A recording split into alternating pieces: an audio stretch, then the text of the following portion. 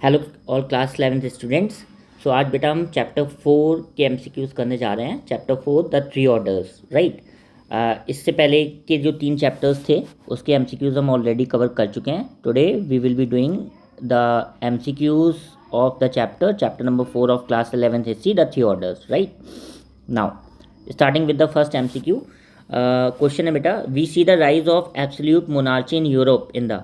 हम absolute monarchy का जो राइज है, उद्भव है, वो यूरोप में कौन सी सेंचुरीज में देखते हैं? Option A 15-16 centuries, B 13-14 centuries, C 12-13 centuries या डी 16-17 सेंचुरीज। इसका करेक्ट आंसर होगा बेटा ऑप्शन नंबर ए 15-16 सेंचुरीज में, राइट। नेक्स्ट है बेटा, the church was given the right to take 1/10 of the total produce of the peasant over the course of a year which was called. Church जो 1/10 of the produce का हिस्सा लेता था peasant से, उसको क्या टर्म्स दिया जाता था? टेले कहा जाता था, टोल कहा जाता था, तित कहा जाता था या फ्रैंक्स कहा जाता था? तो चर्च जो टैक्स लेता था पीजेंट्स से, उसे तित कहा जाता था बेटा। Option number C will be the correct answer, right. Next question है बेटा, factors affecting society and economy are. कौन से ऐसे फैक्टर्स थे इस चैप्टर में जिसने समाज और इकोनॉमी दोनों को इफेक्ट किया? ठीक है, वो ग्रेजुअल या ड्रामेटिक थे, रैपिड या परमानेंट थे, इंफ्रास्ट्रक्चरल या इनर थे या मॉडरेट या स्लो थे? तो option number A will be the correct answer, gradual और ड्रामेटिक फैक्टर्स थे, राइट। नेक्स्ट है बेटा, fertile land was also known as. जो फर्टाइल भूमि होती थी या उपजाऊ जमीन होती थी उसे क्या कहते थे? फ्रैंक्स कहते थे, गॉल कहते थे, मैनर कहते थे या फीफ कहते थे? सिंपल है बेटा, मैनर कहते थे, राइट। नेक्स्ट है, the first order in the French feudal society was held by the. जो पहला ऑर्डर था, हम जानते थे चैप्टर का नाम ही बेटा थ्री ऑर्डर्स है, तो थ्री ऑर्डर्स में 3 ऑर्डर्स तो होंगे, ठीक है। तो जो पहला जो ऑर्डर है, ठीक है, उस पर कौन आता था? ठीक है, फ्यूडल सोसाइटी के, तो उस पर आते थे बेटा क्लर्गी, राइट। फिर कौन आते थे? लॉर्ड्स। फिर कौन आते थे? Peasants, right. तो हमें ये याद रखना है, बट इस क्वेश्चन का आंसर क्या है बेटा? Clergy, right. नेक्स्ट है बेटा, according to the French priests the basis of classification among the three orders was. French priests ने कहा था कि ये जो 3 ऑर्डर्स में लोगों को डिवाइड किया गया था, इसका ऑर्डर क्या क्या था, किस बेसिस पे इन्हें डिवाइड किया गया था? एजुकेशन के बेसिस पे, रेस के बेसिस पे, वेल्थ के बेसिस पे या nature of work? Option number D होगा बेटा, नेचर ऑफ वर्क के बेसिस पे डिवाइड किया गया था। नेक्स्ट है, the land granted by the lords to the knights. जो लैंड लॉर्ड्स नाइट्स को देते थे, नाइट्स कौन होते थे बेटा? सोल्जर्स होते थे जो घोड़े पे बैठ के वॉर में पार्टिसिपेट करते थे। तो इनको जो लैंड दिया जाता था बाय द लॉर्ड, उसे फीफ कहते थे, ठीक है। A will be the correct answer, right. Next है बेटा, construction of cathedral town attributed to. जो कैथेड्रल टाउन का कंस्ट्रक्शन होता था, इसका जो एट्रीब्यूशन था ये किसको था, मतलब कॉन्ट्रीब्यूशन किसको था? Higher yield in agriculture production, इसकी वजह से किया जाता था। Promotion of trade and industry, इसकी वजह से किया जाता था। Business promotion drive under the shade of religion, business के प्रमोशन के लिए धर्म के पीछे छिपके। The contribution and subscription by craftsman, artisans, merchants and the common people. इसका बेटा सही आंसर होगा option number C, business promotion drive under the shade of religion, ठीक है। क्यों? आप समझिए, कई सारी एक्टिविटीज़ होती थी, फंक्शंस होते थे चर्च में, राइट।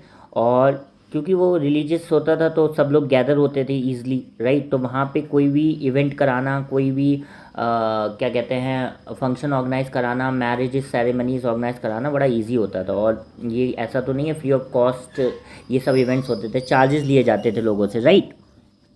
नेक्स्ट है, who was William first. William first कौन था? ठीक है, इसका बेटा सही आंसर है ड्यूक ऑफ नॉर्मंडी होगा, ड्यूक ऑफ एक्स्टर होगा, ड्यूक ऑफ सोमरसेट होगा या ड्यूक ऑफ डार्लिंगटन होगा?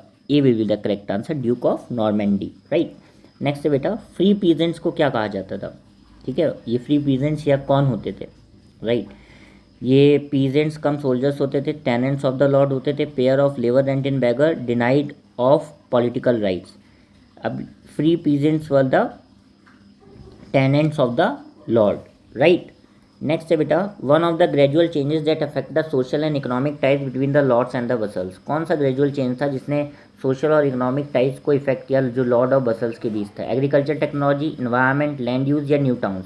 B will be the correct answer, environment बेटा, राइट। नेक्स्ट है, new agriculture technology was consisting of. जो नई एग्रीकल्चर टेक्नोलॉजी थी वो उसमें क्या क्या चीज़ें थी, रिक्लेमेशन ऑफ लैंड था, use of heavy iron trip blocks था, शोल्डर हार्नेस ऑफ बुलक था, क्या ऑल ऑफ देम। इसका बेटा करेक्ट आंसर होगा डी, ऑल ऑफ देम। तीनों चीज़ें थी नई एग्रीकल्चर टेक्नोलॉजी में। डायरेक्ट टैक्स जो किंग लेता था पीजेंट से, उसे क्या कहते थे? अब देखिए, अभी चर्च का तो हमने पढ़ा था, तिथ कहते थे, और जो राजा लेता था उसे कहते थे बेटा टेले। A will be the correct answer, right. Next है बेटा, a guild was an association of. एक जो गिल्ड होता था वो किस चीज़ का एसोसिएशन होता था? मॉन्क्स का, फार्मर्स का, क्राफ्ट एंड इंडस्ट्री का, या लॉर्ड्स का? C will be the correct answer बेटा, क्राफ्ट एंड इंडस्ट्री का। नेक्स्ट है, ये जो फेमस बुक फ्यूडल सोसाइटी पे लिखी गई थी, which deal with French society was written by, जो कि फ्रेंच सोसाइटी से डील करती थी, ये बुक किसने लिखी थी? ये जेम्स कनिंघम ने लिखी थी, या अलेक्जेंडर कनिंघम ने लिखी थी, जेम्स ब्लॉस ने लिखी थी, या मार्क ब्लॉस ने लिखी थी? Option number D will the correct answer, Marc Bloch ने लिखी थी। नेक्स्ट है बेटा, monks who move from one place to another preaching to the people and living on charity, these monks were known as. वो monks जो एक जगह से दूसरी जगह मूव होते रहते थे, लोगों को प्रीच करते थे और चैरिटी पे रहते थे, मीन्स स्टे नहीं करते थे मोनेस्ट्रीज में, इन्हें क्या कहा जाता था? मैनर, फ्रायर्स, टिथ या सर्फ, इन्हें फ्रायर्स कहा जाता था। B will the correct answer, right. Next है बेटा, there was a growing uncertainty about the value and purpose of monasticism by the, means कौन सी सेंचुरी में अनसर्टेनिटी हो गई थी वैल्यू और पर्पस को लेके मोनेस्टिसिज्म की? मतलब जिस पर्पस से मोनेस्ट्रीज बनी थी, अब वो पर्पस अचीव नहीं हो पा रहा था, मीन्स मोनेस्ट्रीज कुछ और ही वर्क कर रही थी, राइट। तो इसका आंसर क्या होगा बेटा? 13th century, 14th century, 15th या 16th century? Option number B will be the correct answer, 14th century, right. Next है, what were cathedral towns? Cathedral towns क्या थी? Town developed around plains, town developed around churches, town developed around city industries, town developed around capital? B will be the correct answer, town developed around churches. Next है बेटा, पहला king, ठीक है, जिसको Holi Roman emperor declare किया गया, वो कौन था? ए चार्लमैंगे था, ठीक है। Louis first, Louis second, Louis third D थे। Charlemagne was the first king who was declared as holy Roman emperor, remember it. Next है बेटा, Europe witness change in land use switch from a 2 field to a 3 field system during which century? ये system कब change हुआ था बेटा? 10th century, 11th century, 12th century या 13th century में? The correct answer will be बेटा 11th century, right. A, what historical period is the focus of the 3 orders in themes in world history? मतलब कौन सा historical period था जो 3 orders पे focus करता है इस बुक में, ठीक है। उस जो पीरियड डिवाइजेशन है इस चैप्टर में आपको याद होगा, ठीक है। तो वो एशियन इजिप्ट का पीरियड था, या मेडिवल यूरोप का पीरियड था, क्लासिकल इंडिया का पीरियड था, या फ्यूडल जापान का? तो मेडिवल यूरोप का पीरियड था, क्योंकि ये सब कहाँ पे हो रहा था बेटा? 3 ऑर्डर्स। फ्रांस कहाँ पे है? फ्रेंच सोसाइटी कहाँ पे है?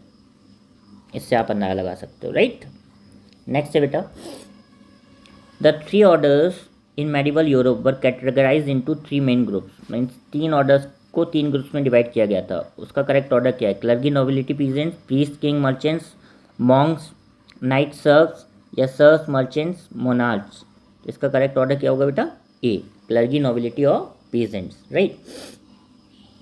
अब देखिए, नोबिलिटी को कभी डाउट ना करिएगा, किंग भी नाम आ सकता है, ठीक है, क्योंकि नोबल्स किंग के बिहाफ पे लेते थे। क्योंकि स्टार्टिंग में मैंने आपको जब 3 ऑर्डर्स बताए थे तो मैंने कहा था पहले क्लर्गी है, फिर किंग है, फिर पीजेंट्स है, राइट। तो उसमें डाउट नहीं होना चाहिए, राइट। नेक्स्ट है बेटा, which group constituted the largest population in the feudal society during the medieval times? किस ग्रुप की सबसे ज़्यादा पॉपुलेशन होती थी फ्यूडल सोसाइटी में मेडिवल टाइम में? क्लर्गी की होती थी, नोबिलिटी की होती थी, या सर्ब्स की होती थी, ठीक है, लेबर की? The political system in medieval Europe based on reciprocal relationship between the lords and vassals is known as. अब ये जो लॉर्ड्स और वसल्स के बीच में रिलेशन था, इसको क्या कहते थे मेडिवल यूरोप में? डेमोक्रेसी, कैपिटलिज्म, फ्यूडलिज्म, या सोशलिज्म? ये चैप्टर ही फ्यूडलिज्म के बारे में है, राइट। तो C will the correct answer. Next है बेटा, the code of conduct that knights were expected to follow emphasizing royalty, bravery and courtesy is known as. मतलब जो कोड ऑफ कंडक्ट नाइट्स से एक्सपेक्ट किया जाता था जिससे कि वो लॉयल रहें, ब्रेव रहें और कर्सीफुल रहें अपने मालिक के प्रति, इसे क्या कहा जाता था? चिवेलरी कहा जाता था, code of Hammurabi, Magna Carta, या vassalage? The correct answer will be बेटा ए, चिवेलरी। नेक्स्ट है बेटा, What economic system dominated medieval Europe, in which land was exchanged for royalty and military service? Again, A. Capitalism, B. Socialism, C. Feudalism, या D. Mercantilism. C will the correct answer. Right. Next है बेटा, which of the following best describe the social status of the nobility in medieval Europe? मतलब इसमें से कौन सी statement social status को अच्छे से सिग्निफाई करती है नोबिलिटी के? They were the religious leaders and scholars society? No. They were wealthy merchants engage in trade and commerce? No. They were the peasants who looked on land owned by the clergy and nobility? No. They were the heredity land owing class with privileges and power? Yes. So D will be the correct answer, right? Next है बेटा, which technological innovation greatly influenced the social structure of medieval Europe by revolutionizing agriculture?